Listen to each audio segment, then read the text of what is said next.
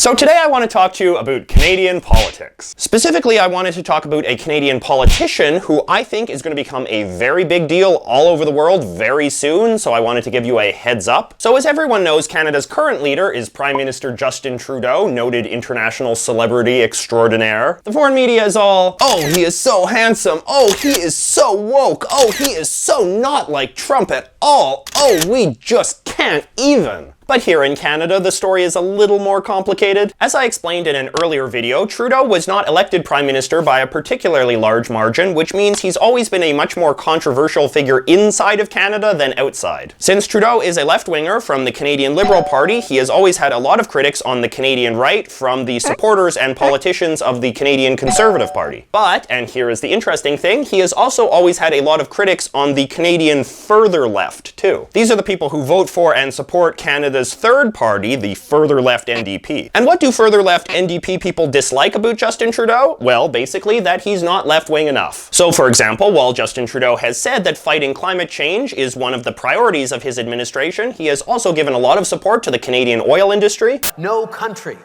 would find 173 billion barrels of oil in the ground and just leave them there. He's even supported that big controversial Keystone XL pipeline that President Obama tried to stop. I reiterated my support for the project. I've been on the record for many years supporting it. Then there's the plight of Canada's native people, which is becoming an increasingly big issue in Canadian politics these days. Trudeau talks a big game on this issue, but has he delivered? A lot of folks on the left would say no. And then there is this whole matter of his relationship with President Trump. Justin is doing a spectacular job in Canada. Everybody loves him.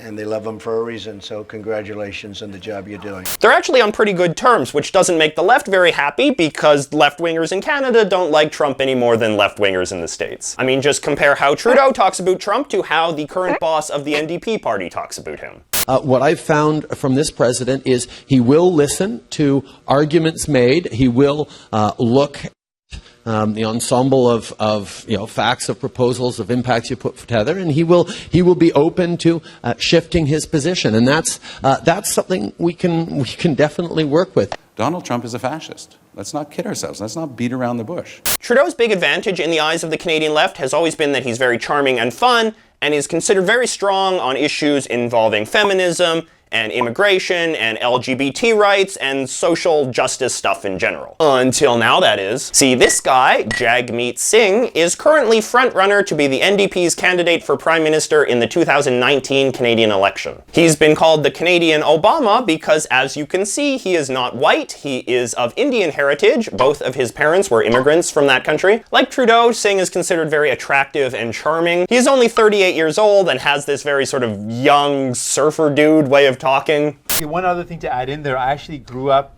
in Newfoundland, St. John's. Wow. I actually learned English in St. John's. That's where I was when I was about 2 years old till about 7. So I have that in the mix, which is also kind of interesting. He's really into martial arts and high fashion. In fact, he was even in GQ once. And of course, he loves all the social medias, even YouTube. From a political perspective, he's also way more left-wing than Trudeau. He opposes all the oil pipelines. He wants to hike taxes on rich people and big corporations, something Trudeau has traditionally been kind of nervous about. He wants to make the fairly radical UN Treaty on the Rights of Indigenous Peoples the law of the land. And he said a lot of nasty things about Trump. The fact that someone could campaign on a message that was misogynistic, racist, xenophobic, that was based on fear and division and could win was something that troubles all of us. And as far as the social justice stuff goes, well, just look at him. He's not white, he's not Christian, and his parents were both immigrants. When he talks about racism and minority rights, he has a lot more credibility than Mr. White and privileged millionaire son of a former prime minister over here. Now, Singh still has to win his party's nomination. The vote is in October, and he is facing off against 3 other candidates, including a pregnant single mother who is so far to the left she is basically running as a communist. But Singh is leading in the fundraising and the endorsements and the media coverage, so it's pretty safe to call him the front runner. And if he does win, I predict you are going to hear a ton about this guy in the foreign press. Journalists in Europe and America will go on about how wonderful and progressive Canada is to have a candidate for Prime Minister whose name is Jagmeet Singh and looks like this. But what do you think? Do you think a guy like Jagmeet Singh has an honest chance of beating Justin Trudeau and becoming Prime Minister of Canada? Do you think your country would ever elect a guy like him to power? Let me know in the comments and we will check back in October to see who was right.